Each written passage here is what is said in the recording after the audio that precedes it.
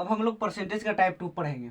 Percentage का type 2 में अलग तरह का कुछ क्वेश्चन हम लोग हल करेंगे।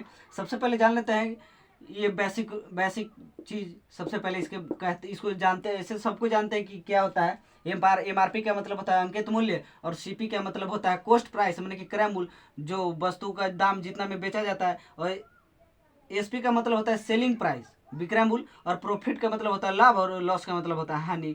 ठीक है, तो इतना हम लोग बेसिक चीज़ जानते हैं। अंकित मूल्य कहने का मतलब कि जो कंपनी जहाँ से जितना उत्पादन करती है, मतलब उत्पादन करती है, तो जिसका उतना रेट रहता है उस रेट पर बेचा जाता है, या फिर उससे कम के। अगर उस रेट से ज़्यादा अगर कोई वस्तु बेचा जाता है तो कानूनन अपराध भी होता है एक तरह से। ठीक ना। तो चलिए हम टाइप प्रतिशत में टाइप 2 का क्वेश्चन को सॉल्व करते हैं। सबसे पहले टाइप 2 का जो बेसिक रूल है, जो बेसिक जो चीज़ है, सबसे पहले उस पर हम डिस्कस करते हैं। तो चलिए आई सबसे पहले हम बेसिक चीज़ पर डिस्कस करते हैं। चलिए टाइप 2 क्वेश्चन करने से पहले हम लोग उसका कुछ बेसिक जान लेते हैं। ये थ्योरी है एक तरह से। जब बोल रहा है कि जब सीपी एसपी तथा प्रॉफिट एवं लॉस को रुपये में दर्शाते हैं तो इसे अमाउंट का केस कहा जाता है। ठीक है, जब अगर बोलेगा कि किसी वस्तु को हम इतना में खरीदे और उतना में बेच दिए तो लाभ प्रतिशत या हानि प्रतिशत कितना होगा, तो रुपया का बात करेगा उसमें, तो हम उसको अमाउंट का केस के नाम से जानेंगे। ठीक है, तो जब अमाउंट के केस में होता है उस तरह का सवाल, तो उस तरह के सवाल में हम लोग अमाउंट के केस में परसेंट या लाभ या परसेंट हानि ज्ञात करने के लिए सीपी पर निकालते हैं। कहने का मतलब होता है कि अगर हम किसी वस्तु को में बेचते हैं 500 रुपये में, अगर हम उसको बेचते हैं, खरीदते हैं 500 रुपये में और उसको बेचते हैं 550 रुपये में, तो हमको लाभ कितना होता है, तो उसके लिए हम सूत्र लगाते हैं सीपी पर, जो लगा कर फार्मूला बनाते हैं। सपोज दैट अगर मान लीजिए किसी वस्तु का सीपी है कितना 500, ठीक है, और उसको एसपी करते हैं कितना में, माने कि बेच देते हैं 550 रुपये में। ठीक है, तो हमारा प्रॉफिट कितना हो गया, प्रॉफिट हुआ हमारा 50 रुपया। ठीक है, तो अगर हमसे पूछ दिया कि लाभ प्रतिशत कितना होगा, परसेंट लाभ कितना होगा, तो परसेंट लाभ बराबर जस्ट उसी का फॉर्मूला लगा देंगे हम लोग कि लाभ गुने 100/सीपी। ठीक है, यानी कि सीपी पर बना देंगे हम लोग। ठीक ना, तो लाभ हमको 50 है, 100 हो गया, और सीपी कितना है 500, तो 2 जीरो से 2 जीरो कट गया, और 5 से कितना कट गया, 5 10 50, यानी कि हमको प्रतिशत लाभ कितना हुआ, 10% जो है हमको लाभ हुआ। ठीक है, अगर इसी तरह से हमको बोल देता कि हानि प्रतिशत निकालने के लिए, तो हम कुछ नहीं करते। अगर हम लिए हैं 500 में, इसको हम बेच दिए कितना 450 में, तो हमको कितना हानि हो गया, 50 रुपये हानि हो गया। तो जब हमको 50 रुपये हानि हो गया, तो 50 हानि हो गया, तो फिर उसको इसी तरह से कैलकुलेशन करेंगे तो आएंगे कितना आ जाएगा 10%। लेकिन 10% यहाँ हानि लिख देंगे। ठीक ना, हानि प्रतिशत, यहाँ हमारा हानि प्रतिशत निकल जाएगा। ठीक है, और यहाँ क्या हो जाएगा, हानि, हमारा जो हानि निकल के आएगा वो 10% हो जाएगा, यानी कि 10% हमको हानि हो जाएगा। चलिए, उम्मीद है कि आप लोग को समझ में आ गया होगा। तो अगले क्वेश्चन की तरफ चलते हैं हम लोग। ये तो टॉपिक था थ्योरी, इसको हम डिस्कस कर लिए बेसिक रूप में कैसे बनाते हैं। अब आते हैं क्वेश्चन पर, कुछ क्वेश्चन देखते हैं। आइए अब हम लोग अगले टॉपिक पर चर्चा करते हैं।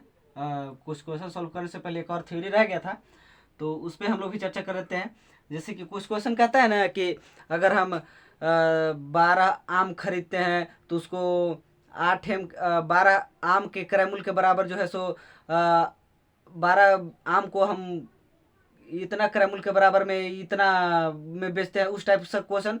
जैसे कि देख लीजिए, बोलेगा कि 12 आम खरीदते हैं, 12 आम का जो क्रय मूल्य है वो 8 आम के विक्रय मूल्य के बराबर होता है, उस टाइप से क्वेश्चन होता है ना। तो उसके लिए हम लोग ये फार्मूला का यूज करते हैं। सबसे पहले समझ लेते हैं इसको कि सीपी एसपी तथा प्रॉफिट एवं लॉस को वस्तु के रूप में दर्शाते हैं तो उसे भाव का केस कहा जाता है।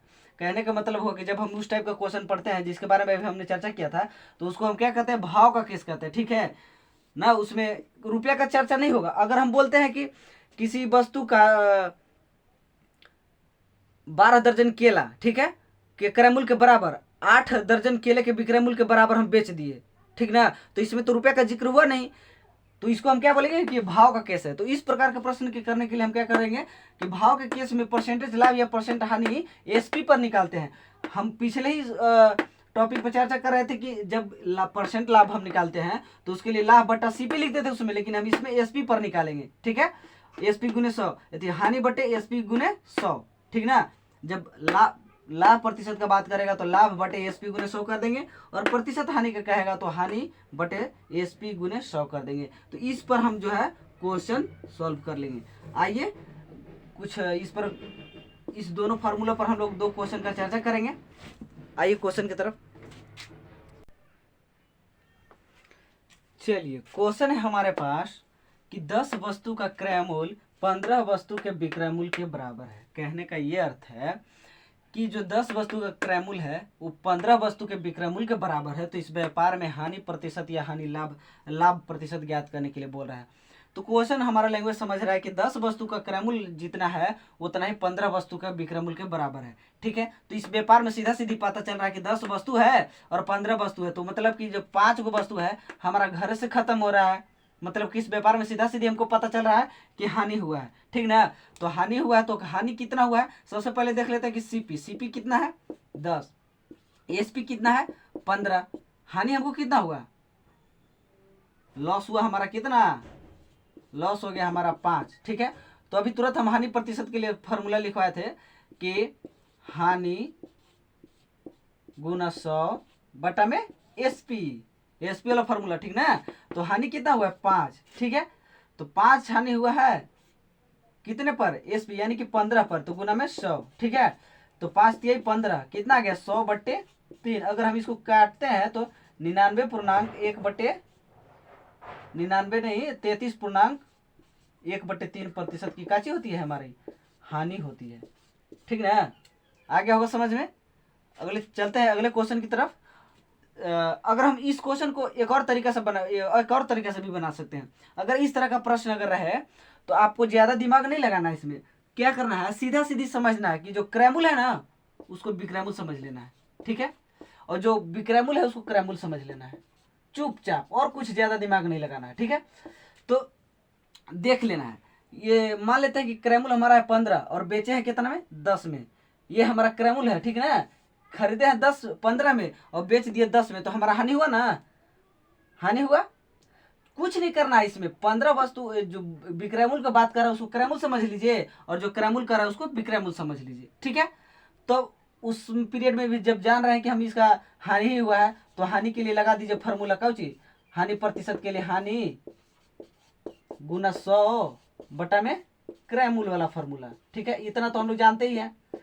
तो हानि हमको सीधा सीधी चल रहा है कि पता 5 होगा और गुना में 100, क्रयमूल कितना है, क्रयमूल हमको इसी को मानना है। ठीक ना, जो विक्रयमूल दिया हुआ है तो मान लेते हैं इसको 15, तो 5 3 15, तो वही हो गया 100 बटा में 3 यानी कि 33.1/3% हानि हुआ। ठीक है, इस तरह से हम लोग क्वेश्चन को सॉल्व कर सकते हैं, दोनों का सेम आंसर आएगा। अगले क्वेश्चन की तरफ चलते हैं हम लोग। अगला क्वेश्चन है हम लोग के पास, सेम आधार पर क्वेश्चन है, जो जैसे हमने पिछला क्वेश्चन सॉल्व किया था उसी आधार पर ये भी क्वेश्चन सॉल्व होगा। तो देखते हैं कि राम के 12 आम का क्रयमूल्य 8 आम के विक्रयमूल्य के बराबर है, तो उसका लाभ या हानि ज्ञात करें। तो सीधा सीधी पता चल रहा है कि आप 12 आम है और वो 8 आम के में बेच रहा है। कहने का मतलब कि 12 आम का जो क्रयमूल्य है वो 8 आम के क्रयमूल्य के विक्रयमूल्य के बराबर है। तो सीधा सीधी पता चल रहा है कि हमको यहाँ से लाभ हो रहा है, माने कि 12 आम जो है हम उसको खरीदते हैं और 8 आम के क्रयमूल्य के बराबर विक्रयमूल्य के बराबर बेच देते हैं, तो हमको 4 फायदा हुआ ना। तो देख लेते हैं कि सीपी हमारा कितना है, सीपी 12 है और एसपी कितना है 8 है। ठीक है, तो हमारा लाभ हुआ है, तो लाभ बराबर लिख लेते हैं। पहले लाभ हमको कितना हुआ है, लाभ हुआ है 4। ठीक है, तो अब इसको प्रतिशत में पूछ रहा है, तो लाभ प्रतिशत बराबर फॉर्मूला भी जस्ट इसके पहले हम लोग चर्चा किए थे कि लाभ गुना 100 बटे में क्या सेलिंग प्राइस ना, एसपी पर हम लोग बना रहे थे ना, तो एसपी। ठीक है, तो लाभ कितना हुआ 8 हुआ है, 100 लाभ हम लोग का 8 हुआ है, लाभ हम लोग का हुआ है 4 और एसपी जो है सो 8 है, तो 4 दूनी किया 8 और 2 से इसमें 50 यानी कि 50% हमारा क्या हुआ लाभ हुआ है।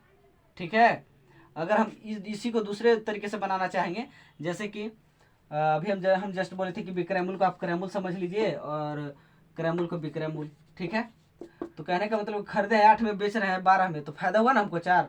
तो उसी तरह से 4 गुने 100 बटे में क्रयमूल, क्रयमूल किसको समझ लेना है, विक्रयमूल को। तो 8 हो गया, तो 4 दूनी क्या 8 और ये 50 100, यहाँ से भी हमारा 50% ही आंसर आया। ठीक ना, तो दोनों तरीके से हम लोग बना सकते हैं। तो चलिए आज का सेशन यहीं तक समाप्त होता है।